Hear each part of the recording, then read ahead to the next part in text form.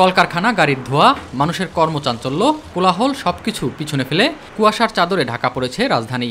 এর মাঝেই চলমান শৈত্যপ্রবাহ আরও দীর্ঘস্থায়ী হওয়ার আশঙ্কা জানিয়েছে আবহাওয়া অধিদপ্তর।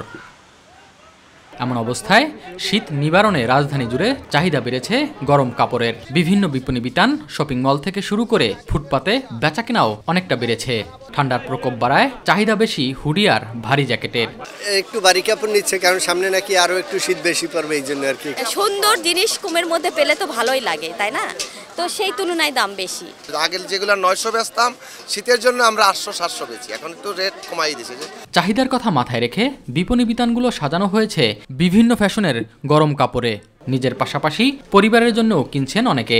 শীতটা একটু বেশি পছন্দ থেকে বাচ্চাদের জন্য কেনাকাটা করতেছি। আছে ভালো কালেকশন আনছে, এবার দেখলাম ভারী কাপড় শৈত্যপ্রবাহ হচ্ছে, মোটা কিছু আছে। আর বিশেষ করে আপনার হলো গিয়া কুয়াশা জ্যাকেট নামে একটা জ্যাকেট ছিল, ওটা একটু ভালো চলছে। আবহাওয়া অধিদপ্তরের তথ্য মতে জানুয়ারিতে আরও একাধিক শৈত্যপ্রবাহ বয়ে যাওয়ার আশঙ্কা রয়েছে। এস এম আরিফ, মাই টিভি, ঢাকা।